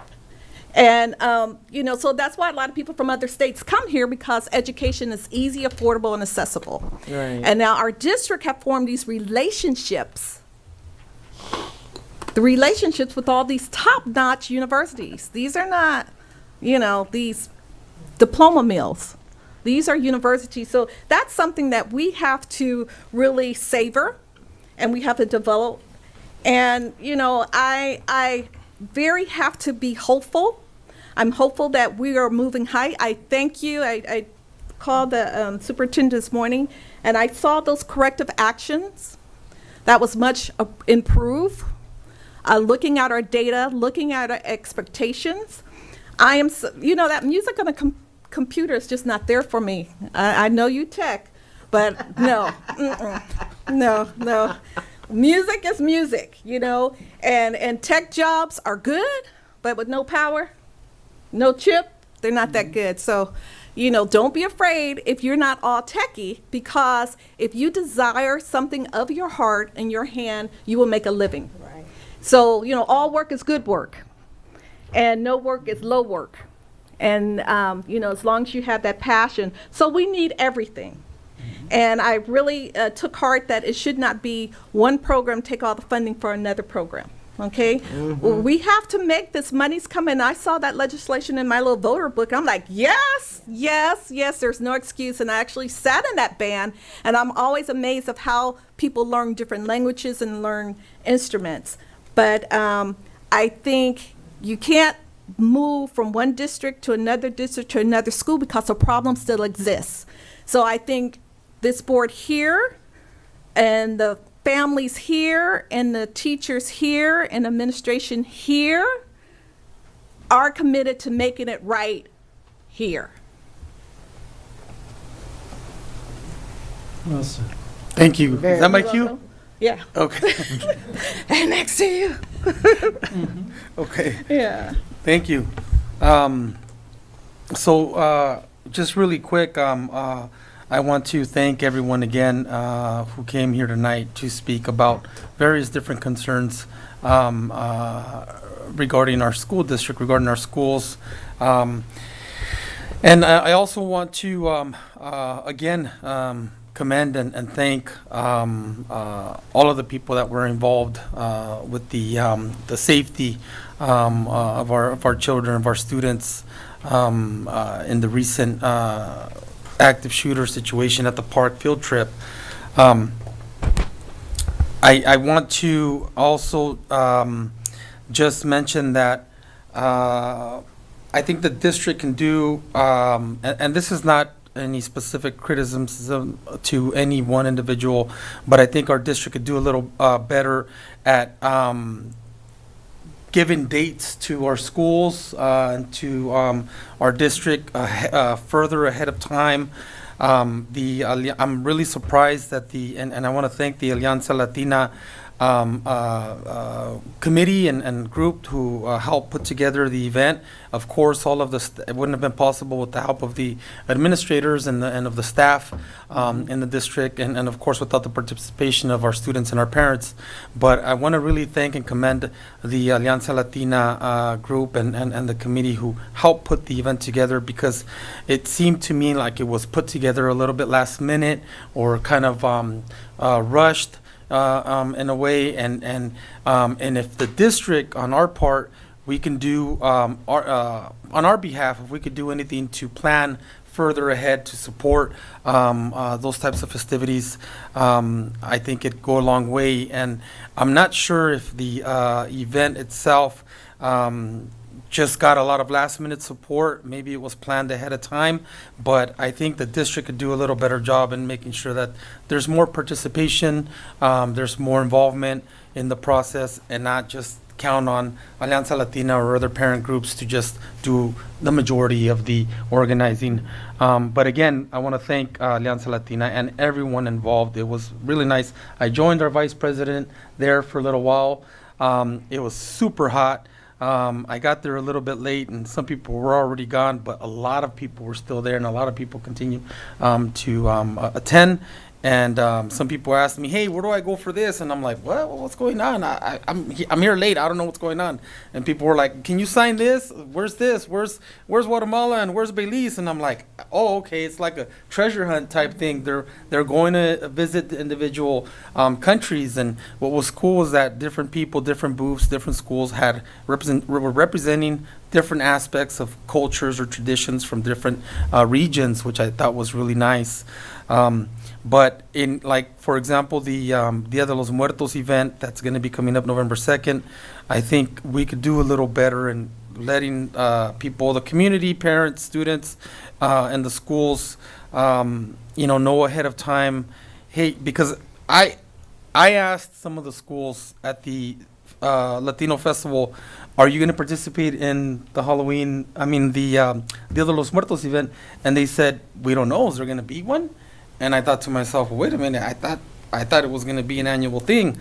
So that's why I say I think we could do a little better job communicating to our schools and our community ahead of time. They should know by the summer, what events, what calendar events are going to be coming up, and whether they choose to participate or not. But at least they know with more time.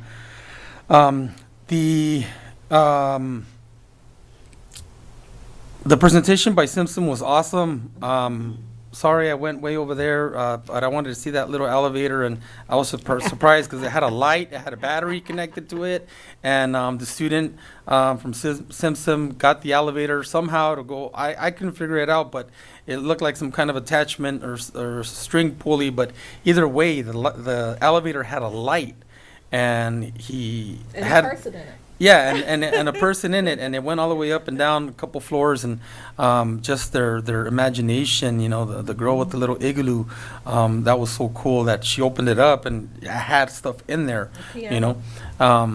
So their poem that they did, the way that they grabbed the microphone, and they obviously practiced and memorized a lot of what they were saying. So I thought that was really cool. I look forward to more presentations from more schools. In regards to safety, there's no better time than to speak about safety and to share concerns regarding safety. We just honored and thanked and commended our safety department for their bravery in the face of danger, our teachers, our parents who were there during that scary ordeal, the poor, children, the students who had to witness that. And they really do deserve recognition, and maybe the board, maybe the district waited a little too long to thank you and honor you for your bravery and your service, including the city of Rialto and our law enforcement there. But our people were there firsthand. They truly are the first responders, and they were there ready, they were there fearless, and they were honored tonight.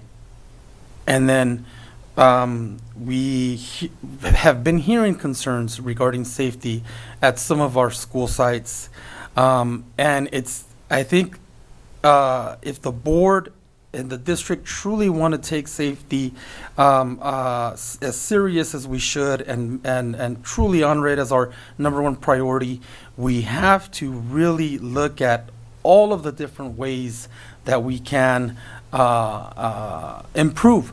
Look at all of the different aspects and all of the different people and all of the different resources that we can offer, that we can gather to really take this issue head on.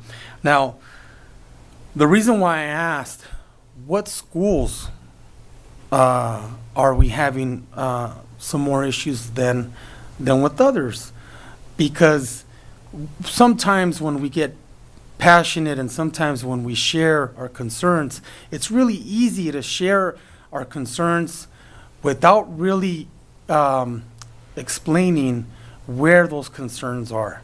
So we send a message or a mixed message that the entire district or that all of our schools are in distress.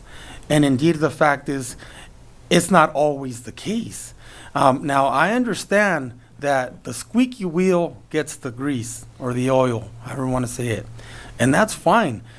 I'm not going to sit here and try to act like everything is fine and perfect and we don't have no issues at any of our school sites. But it does seem that some school sites have more issues or more incidents than others. I'll give you guys an example, Eisenhower High School. I'm sure there's issues and situations and concerns at Eisenhower High School. There's just not as many as, let's say, maybe Rialto High School or Carter High School. So what is it that Eisenhower or Myler, even our continuation high school, what is it that they're doing different? What is it that they're doing or not doing that's causing, that's helping them reduce their number of incidents, that's helping them reduce their number of fights? We have 29 schools. We say we have 29 schools. But if we count adult schools, that's 30. Preschool, 31. 31. If we count online university, that's 32. So we have all of these schools. We have 30 plus schools. And I'm not going to sit here and say we have major issues at all 30 schools. No. We don't. We have some issues, of course, at all of the schools, but we have more issues at some school sites, at some middle schools than others. Frisbee and Coursera concerns have been coming to this podium for a while, for a long time. Not just by parents, by staff members. And we hear everyone loud and clear. And we know there's issues at some of our other middle schools. But why is it that there's more issues and more incidents and more fights at Frisbee and Coursera compared to Jehu or Rialto Middle School? What is the staff doing over there? What is the leadership doing over there? What are the parents doing over there? Because there's some schools where the parents are there. The parents are involved. The parents have their own parent center. And it's rocking. And then there's other schools, they don't have a parent center. And if they do, there's only the same 2-3 parents that are always carrying all the weight. But what is it that the coaches at those schools, what is it that the men and women are doing at those schools different that the men and women ain't doing at the other schools? Now, I'm not here to compare, and I don't want to compare schools and say this school's better than that school is better than this. All I'm trying to say, and I'm not trying to downplay the issues, but it doesn't mean that our entire district is that way or all of our teachers feel that way, that it's where I can't do it anymore, I'm frustrated. Now, I could understand our admin, our parents. We have parents that are really upset. We just heard from Mrs. Fiera, I want to get her name right, Aguilar. She's had her child at 2 of our schools and is very upset.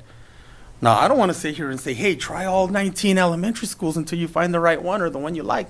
No, we need to address the issues where the issues are happening and apply what is being done positively or what's working at other schools at those schools. Again, Dr. Avila and I have had multiple conversations regarding revisiting the SRO program. We've heard from our union leadership various times. We've had discussions on various occasions regarding bringing that back. And I think, and I just, as a matter of fact, I recently told Dr. Avila to take a look at the different contractual options for the board to consider, for the board to discuss. Before we go full-blown, let's look at some information and some data. Gather for us the incidents. Gather for us the if any criminal actions are happening at. Gather all that information for us, so the board, gather everything, all of the good work that our safety and security is doing, and preventing crimes and busting people doing things that they're not supposed to doing, and the incidents at the schools. Gather all of that for the board, because it's been a good amount of time now that these concerns have been coming forward and people really advocating for a return of our SROs. But before we go there, let's get the information and let's look at the options for the board to discuss and consider.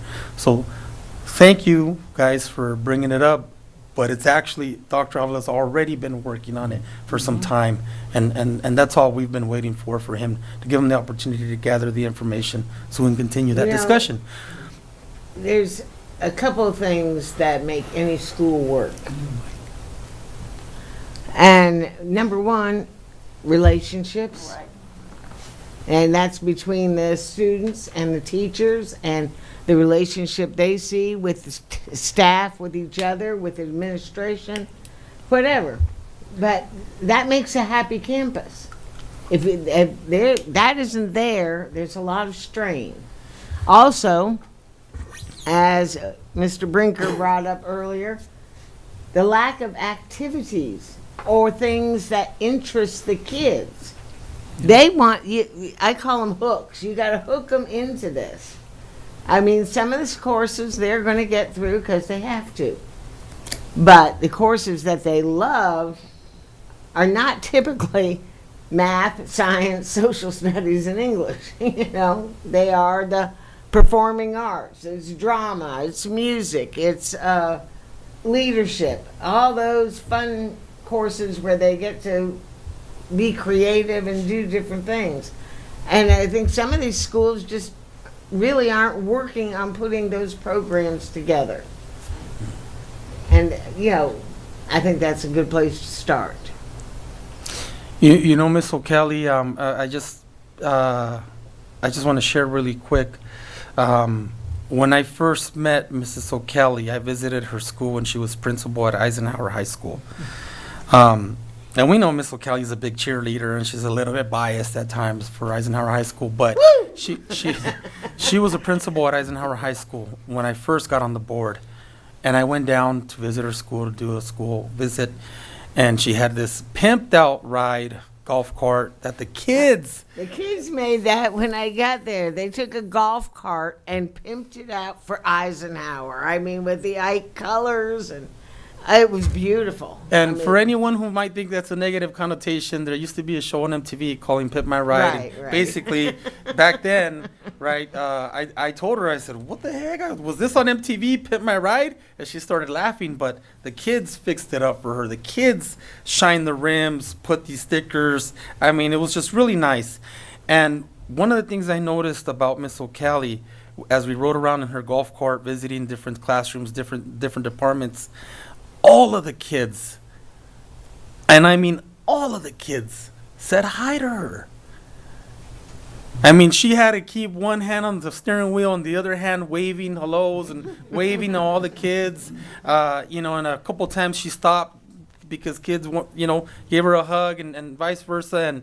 And it spoke volumes to me to, wow, that's how ideally not just principals, but all educators, Right. you know, we would like to be, and you know, even board members. But not everybody's got that type of magnetism, that type of aura about them, right?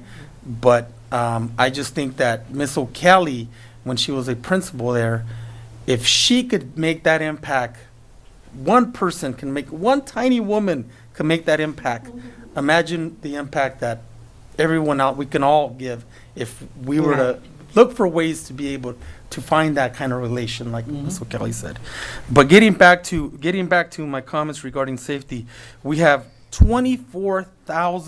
over 24,000 students, over 24,000 students of you know, the plus 30 schools. How many? Over 3,000 employees. Close to 3,000. Close to 3,000 employees. How many of those are teachers? 1,200, 1,500? 11. 1,100 teachers. 13? Yeah. 1,300 teachers. I knew it was between 12 and 1,500. 1,300 teachers. I'm not trying to downplay anything at all, but all I'm saying is we've got schools that are not having as much trouble. We've got students that are not having as much trouble. We've got teachers, employees, and staff members that are not having as much trouble as others. And that's not to blame them. I want to take a look at what is causing these issues more, these incidents more, to some schools and not to others. And it could be a number of things. I'm just putting it into perspective. I don't know what that answer is. But the schools that are doing things a lot smoother, I'm sure they have their own issues and they resolve them and they work it out. But whatever they're doing, I'd like to see that, shared with the rest of us. Because we need everybody's input. We need everybody's help. And I'll never sit here and downplay any parent's concerns. Mrs. Aguilar's concerns need to be taken dead serious. Bullying and having your child assaulted, choked, punched is a serious matter. And it needs to be taken serious. And our parents, all 24,000 students' parents should feel safe, that their child is going to be safe, and that they can come to the board and share the concerns with the district and with the board, and we're going to take those matters serious. So my heart goes out to her, and we will continue to reach out and make sure that assembly against bullying is held, not just at her school, but at all the schools. So we continue to focus on safety, we continue to prioritize it, and we continue to work to improve those things. I know it's redundant for me to ask for people to have patience, and Mr. Martinez has asked that the wheels of change, has said that the wheels of change sometimes turn slow, but we can't continue to wait. We have to take it more urgent and get action done faster. So thank you again, teachers and parents and everyone who continues to voice your concerns. We will continue to listen and do the best that we can to actually do something about it and not just sit here and nod our head. And thank you, Stephen Gaitan, our student board member, for your insight. I appreciate your honesty and the fact that you were listening and paying attention to some of the concerns that were being raised, and you were able to chime in and also weigh in on those issues and confirm, unfortunately, some of that stuff. So, thank you again. All right. President Maltaine's gonna have a second for a second. I want to just convey, my concern and disheartedness about even the discussion about bringing those back onto campuses. Because if we're really talking about our kids, one of the reasons why we pulled SRRs, we chose to make decisions about those, is because they were doing a disservice to our children. That the incident of criminalization of our children in Rialto, this is not about nationwide, but the nationwide data was already there. But Chief Leary and Dr. Avila brought data, and we went over and everything and looked at the actual data. And it was criminalizing our kids for small things. Like, not true. One of the biggest issues was there were a whole bunch of tickets and court cases around kids, and it was truancy.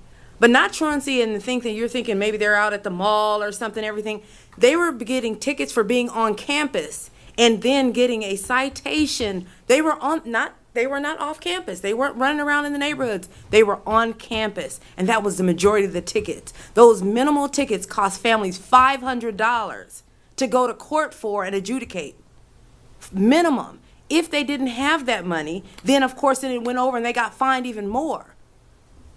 Okay? If they were assigned community service because they couldn't afford the $500 and for some reason they couldn't finish the community service, now that becomes an actual adult case. And we may think that, we hear it on TV, oh, my record was sealed. No, that does not happen. Kids' records as juveniles are open. And anybody, if you can say, oh, you can't open it, but anybody can get if you've got a criminal record, you can find it regardless. And for a 11 and 12-year-old, we have already, this is our school district, did a disservice to that young person. They weren't fighting, they weren't stealing anything. They literally were there on their campus and got tickets. And this is the data that we had on our own kids. So just to understand what that means, and national data, local data, and statewide data says that having sworn officers on campus do not reduce any other kind of issue with that students or people concerned about safety. They don't. In fact, they criminalize and increase the severity of infractions for students. So let's not make blanket statements, and we're talking about thinking out of the box. Out of the box is becoming, it would be us designing and thinking about what are the other options, preventative. Having SROs is actually not out of the box. It is status quo and thinking back, falling back into the same old mindset that we had before that got us here. So if we are really thinking about that and this new innovation, all the innovation that we are experiencing here in Rialto, that's the innovation that we need to talk about. What are the solutions that we bring all people together? That is a collective impact strategy. We cannot, this is a bigger issue than the teacher, the principal, a parent, or administration. It is a collective community that will have to make a decision together about the plan for our community. And schools and children are our community. The school is the community. We are the one institution across America that will see the majority of students, period, the majority of people in their lifetime. Why? Because we have compulsory education. We don't care if you're a citizen, we don't care if you're poor or rich, we're gonna force you to go to school, right? So this institution, we are the conduit for our citizens. Us building a system to criminalize them and put in systems to negatively affect their future, we're doing them a disservice, and we're cheating them, and then not living up here in Rialto into the promise that we gave ourselves, that we wrote for ourselves. So I would say that just to look at that, and first let's start with the data, because start with the data and then begin those conversations, but don't have those conversations in isolation, especially not looking at all of the impact of all of this and the ideas and the creativity of not only, again, staff, community, parents, but also of the people that are closest to the issue, which are the students. So, thank you. Just wanted to say that. Thank you, Ms. Walker. Yeah. So just to cap that discussion, we will share and weigh in more on that when the time comes. So thank you, everybody. Next, we go to public hearing. We have none. We go to consent calendar items. All items on the consent calendar will be acted upon in one motion unless pulled by Board of Education members or the superintendent for individual action. Do we have a motion? So moved. Second. All right. And again, there was a change to item E 3.15, agreement with various vendors, Morris Elementary School. And that was the cost change from $300 to $500 that we did at the beginning of the meeting. I just want to point that out, that the motion and the second was to approve the consent calendar as amended. Questions or comments? Preferential vote by student board member? Aye. Thank you, Stephen. Ms. Walker, how do you vote? Aye. Mr. Martinez? Aye. Ms. O'Kelly? Aye. Ms. Lewis? Aye. And myself, aye. Next, we go to items, discussion action items, beginning with item F1, an agreement with Neff Construction, Inc. to provide construction management services for the central kitchen freezer cooler replacement project. Now, this is effective October 6th, 2022 through December 31st, 2023 at a cost not to exceed $177,054.33 and to be paid from Fund 40 Special Reserve for Capital Outlay Projects. I make a motion to approve this item. Second. Okay. Any questions or comments? All right. I just want to point out that I just want to make a comment really quick in regards to this item. and similar projects. I want to commend the board on taking action on this, to approve this. And just point out that we have to make sure our district, not just our central kitchen, but our district wide, we have the facilities, the equipment to do the important work that our district needs to do. In this case, the freezer cooler replacement project is obviously a big project, but I'm sure there's more coming down the road. So, any other questions or comments? Ms. Walker, how do you vote? Aye. Mr. Martinez? Aye. Aye. Ms. Kelly, Ms. Lewis? Aye. And myself, aye. Next, we go to resolution, F2, resolution number 222321, National School Lunch Week. It's to declare October 10th through the 14th, 2022 as National School Lunch Week and encourage all residents to become aware and concerned about their children's and their own nutrition habits in hope of achieving a more healthful citizenry for today and the future. Do we I have- make a motion to approve this item. Second? Mr. Martinez? Aye. I'm sorry. okay. Was that second on you, Ms. Walker? Thank you. Okay, how do you vote, Ms. Walker? In favor. Mr. Martinez? Aye. Mr. Aye. Kelly? Aye. Ms. Lewis? And myself, aye. F3, resolution number 222322, declaring October as Cybersecurity Awareness Month and encouraging all staff to become aware and decrease cybersecurity risks and protect themselves online. Move to approve. Second. All right, and any questions or comments? Ms. Walker, how do you vote? Aye.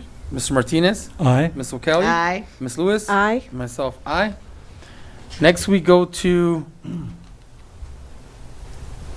Where'd everybody go? That's what I was like, what happened? Was it something I said? I don't know. F4? Mr. President. It's after 9. Mr. Gaitan, do you have a lot of homework or do you need to leave? I do have homework. Yes. Is it excused? You're excused again at whatever time you feel is appropriate, and we understand. We appreciate the time that you do are able to join us. So Yeah, thank you. thank you so much. Doing a great job at the big table, too. Thank you. F4 is adopt resolution number 222323, declaring October 17th through the 21st, 2022 as National School Bus Safety Week and encourages all teachers, support staff, and students to participate in appropriate programs and activities. Move to approve. Second. Thank you. Questions or comments? Thank Comment. you, bus drivers. Thank you, bus drivers.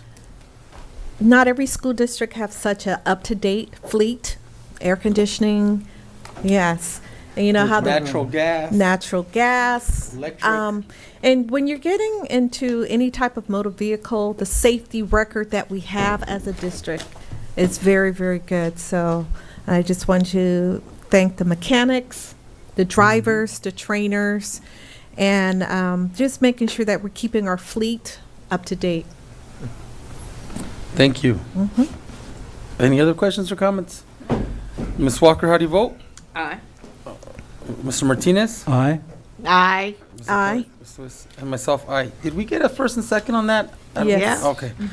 F5, resolution number 222325, excusing the absence of board member Ms. Walker from Wednesday, September 21st, 2022, regular meeting of the Board of Education. Move to approve. Second. Thank you. And Ms. Walker, how do you vote? Abstain. Mr. Martinez? Aye. Aye. Ms. Aye. O'Kelly? Ms. Lewis and myself, aye. Next, we go to F6, administrative hearing. Do we have a motion and a second? So moved. Second. Thank you, and that's case numbers 22235, 22231. Ms. Walker, how do you vote? Aye. Mr. Martinez? I'm troubled. I need to find out something real quick, because I want to vote no on the first one. Okay, do you want to make sure if that was 22235? That's the one. That's the one. The first one, Okay, okay. so, No on 22235, and yes on 22231. Okay, so if we could, Split them. if we could, if we could have a motion, we'll go ahead and split them. If we can have a motion, So move. thank you, and a second Second. for, and this will be for 22235, the first one, the case number. And we'll vote on the other one after. Ms. Walker, how do you vote? Aye. Mr. Martinez? No. Ms. O'Kelly? Aye. Ms. Lewis? Aye. And myself, aye. And now on case number 22231, do we have a motion? So moved. Do we have a second? Okay. Ms. Walker, how do you vote? Aye. Mr. Martinez? Aye. Ms. O'Kelly? Aye. Ms. Lewis? Aye. And myself, aye. Next, we go to item F7, stipulated expulsion for case number 22239 and 22237. Do we have a motion? So moved. Second? Thank you. Ms. Walker, how do you vote? Aye. Mr. Martinez? Aye. Ms. O'Kelly? Aye. Ms. Lewis? Aye. And myself, aye. Now we go to adjournment. So G. move. Second. Thank you, and thank you. The next regular meeting of the Board of Education of the Rialto Unified School District will be held on October 19, 2022 at 7 p.m. at the Dr. John Casalunas Education Center, 182 East Walnut Avenue, Rialto, California. Materials distributed or presented to the Board of Education at the board meeting are available upon request from the superintendent's office. We have a first, we have a second. Our student board member just left a little bit ago. Ms. Walker, how do you vote? Aye. Mr. Martinez? Aye. Ms. O'Kelly? Aye. Ms. Lewis? And myself, aye. The time is 9:07.